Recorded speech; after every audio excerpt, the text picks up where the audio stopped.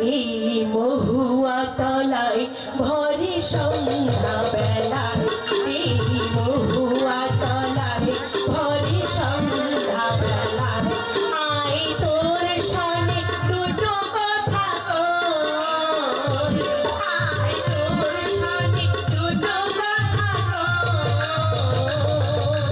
আয় আয় তুমি হাস তুই তো মহুয়া তলায় ভরি সন্ধ্যা বেলায়, মহুয়া তলায় ভরি সন্ধ্যা বেলায়, আয় তোর সনে দুটো কথা কই, আয় তোর সনে দুটো কথা কই, আয় আয় তুমি হাস তুই তো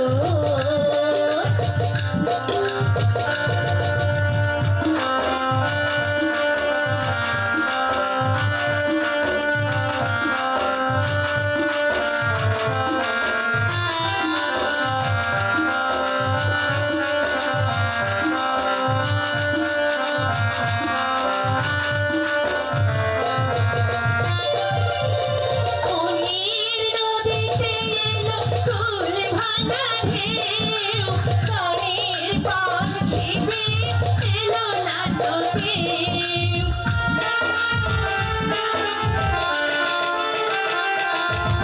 মনির নদীতে এলো ফুল ভাঙা ঢেউ, সনের পাখি পেয়ে এলো না তো কেউ।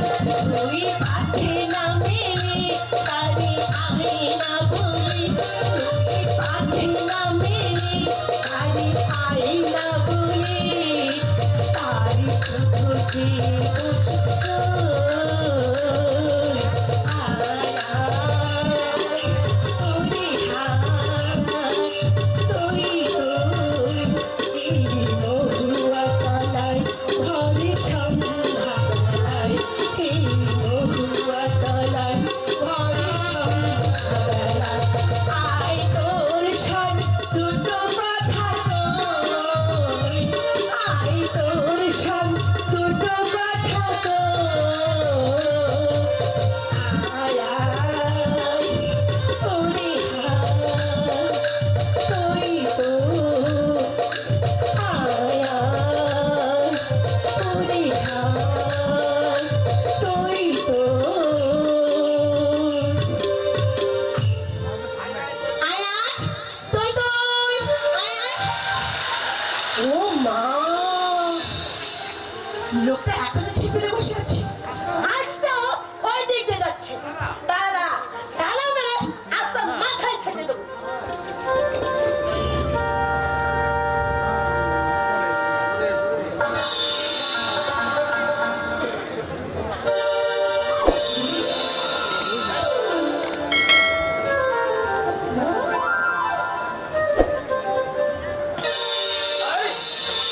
তুমি আমার চারে ঢেল ছুটছ কেন? হাস বলছি দেখছো না হবে লাগছে আর তুমি ঢেল ছুটবে না কেন? কেন কি চারের মাছগুলো যে পালিয়ে যায়, আমার হাসাদের শেয়ালে খায়।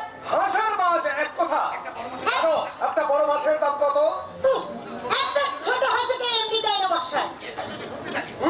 একটু যদি বুদ্ধি থাকে। মশাইয়ের কাছ থেকে ধার নেবো ভাবছি।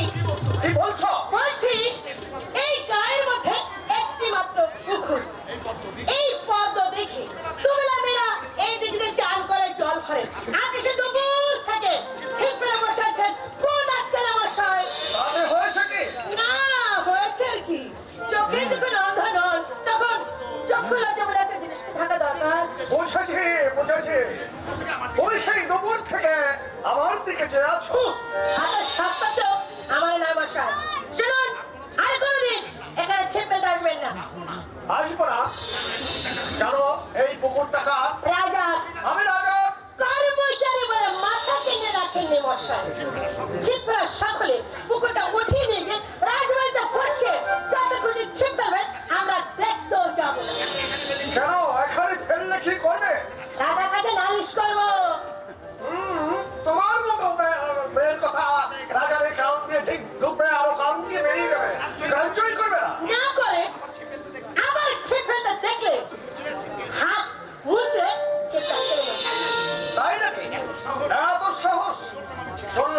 ফেলতে। দেখি কি করতে পারো। কি করতে পারি? বেশ, আর আমি ধরে ছুটছি, দেখি কি করে মাছ ধরো।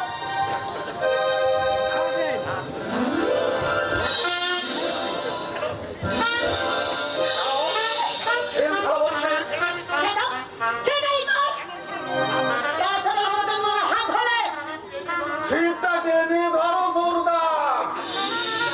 ভারী মিরিকটা ডুবে গিলেছে বুঝি।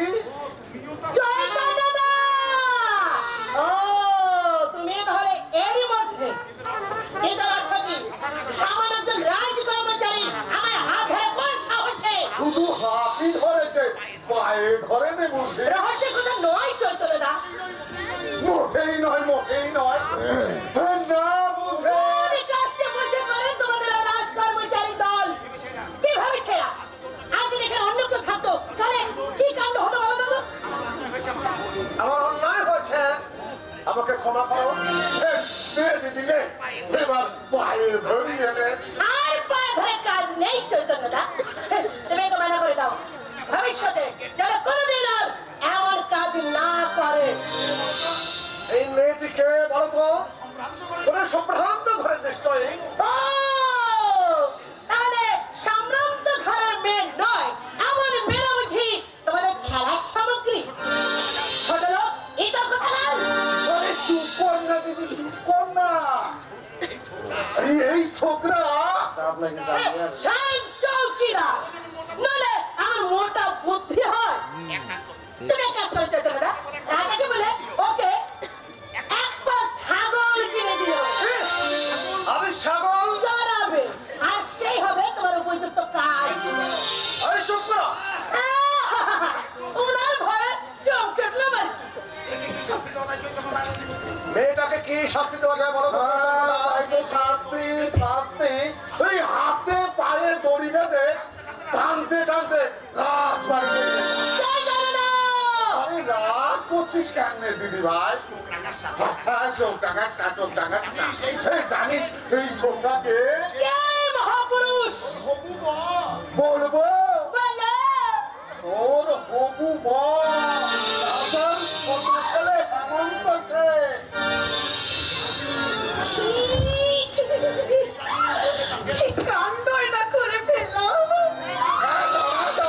পালাচ্ছিস কোথায়, পালাচ্ছিস কোথায়? পায়ে ধরে ক্ষমা চেয়ে নে। হ্যাঁ, বল এমন কাজ আর কোনোদিন করবো না, এমনকি বিয়ের পরেও না। তাহলে কাজ হাসির সর্দার, আর সাথে কি তোমাকে আমি এখানে মাছ ধরতে নিয়ে এসেছি। এইবার তোমরা দুজনে বুঝে শুনে নাও।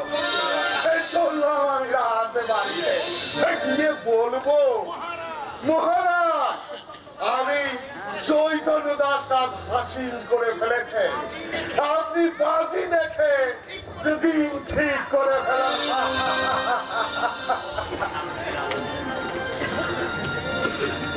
ও, তোমার নাম খুশি রাবতী? হ্যাঁ, লোকে তাই বলে। আমার কোথায় রাগ করোনিরা?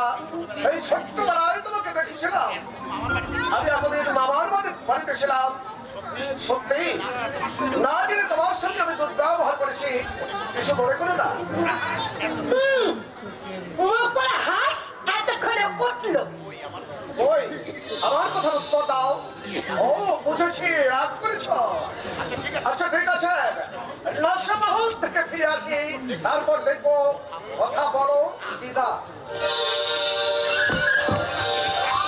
ততক্ষণ আমি এখানে থাকছি কিনা? কি কাণ্ড করলো সেই চৈতন্যদা। 1 মাস পরেই যে আমার হৃদয় দেবতা হবে, তাকে কিনা আমি কত কথাই না শুনিয়ে দিলাম। ছি, ছি, ছি, ছি, ছি। বিয়ের পর আমি মুখ দেখাবো কি করে? যত বড় বক্তা হবে তত বড় কথা। সালান রাখতে হিন্দু জমিদার এত বড় হিন্দু আমাকে বেইজ্জতির কথা বলে, আমি তাই চাবুক মারি।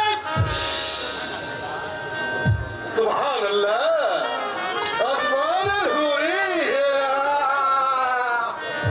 কে তুমি? মানুষ আরে ভূত যে নয় সেটা দেখতে পাচ্ছি। নাম কি? বাড়ি কোথায়? আরে মুর্শিদাবাদ, নাম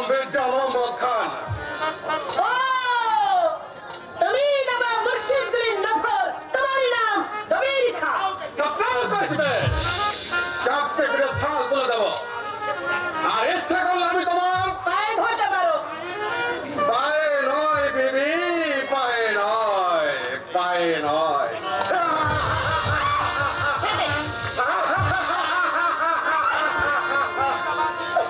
চলো তোমাকে আমি মুর্শিদাবাদ নিয়ে যাবো। জানোয়ার চলো নৌজওয়ানি, তোমাকে আমি 10 বার পাঞ্জামে করে মুর্শিদাবাদ নিয়ে যাবো। এতই বেয়াদব চাষার ছেলে এত বড় হিম্মত, জানিস ইচ্ছে করলে আমি তোর মাথা নিতে পারি। আর আমি যদি এই কাজটা দিয়ে তোমার মাথাটাই পেঁচিয়ে দিই। আমার পরিচয় জানিস চাষা, আমি নবাবের কর্মচারী, আমার নাম মোহাম্মদ দবির খান। ওই কবির খাই হও আর কবির খাই হও, যে অপরাধ তুমি করেছো তার একমাত্র শাস্তি তোমার হাত দুটো আমি কেটে দেবো। আমি তোমাকে রাজার কাছে নিয়ে যাবো। হুঁশিয়ার খান সাহেব, নবাবের কর্মচারী বলে মনে করো না যে এই মুসলমান ভাইজানের সামনে এই হিন্দু ভাইকে অপমান করে তুমি রেহাই পাবে। কি করবি শয়তান? বাবার জানাবে তোমার এই শয়তান শয়তানে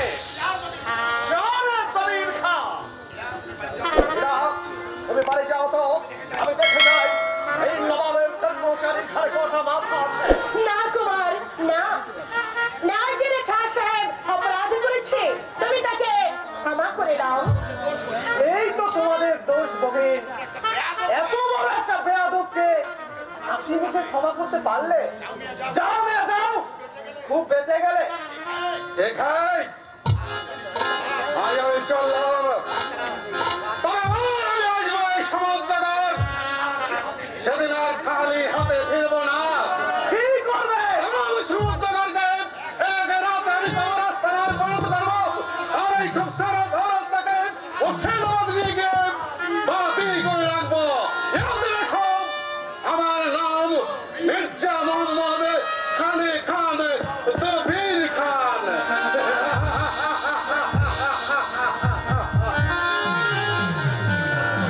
ভুল করলে বহিন, খুব বড় ভুল করলে। ও, সামান্য তহসিলদারের এত সাহস। চুপ করো কুমার, চুপ করো, এই খাজানার লোকের শুনলে রক্ষে নেই।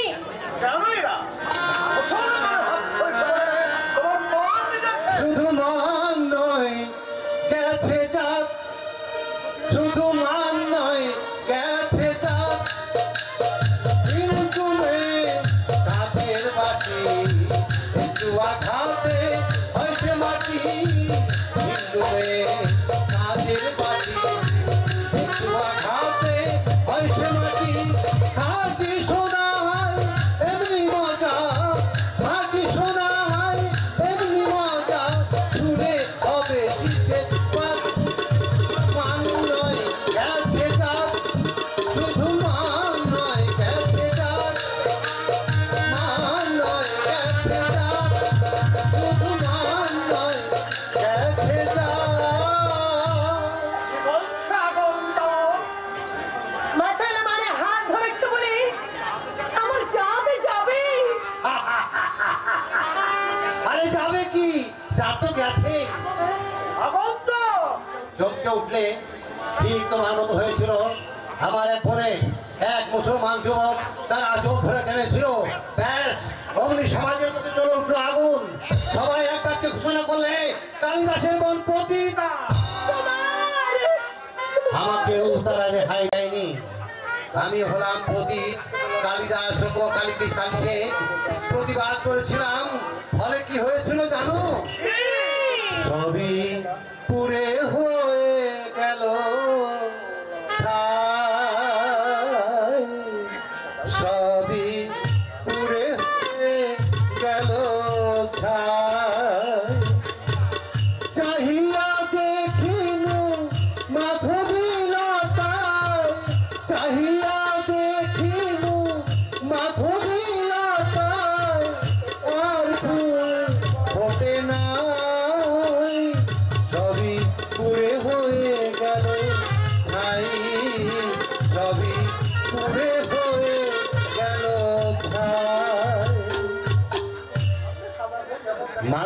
মাধবী বলে আমি যবে ডাকি, মাধবী মাধবী বলে আমি যবে ডাকি, নাই নাই বলে শেষে কেঁদে যায় পাখি।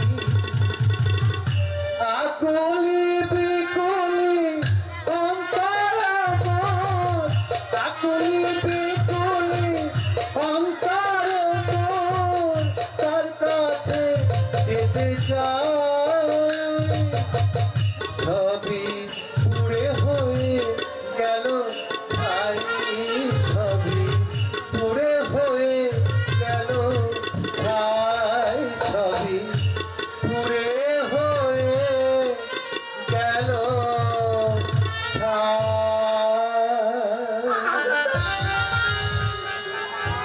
কুমার, হীরা, আমার জীবনে যদি কোনোদিন আমার দৌড় দিয়ে নেমে আসে, নাইরা, হেমরা সেদিন নেমে আসবে। যদি আসে তাকে রোকবে কি দিয়ে? রক্তদায়, আজ এই মধুর সন্ধ্যায় সেই মিথ্যা মুরান আমি শেষ করে দিয়ে গেলাম। আমার এই বহুমূল্য মুক্তার হার তোমার পক্ষে করিয়ে দিয়ে কুমার, তোমারই ভালো বেশিছি।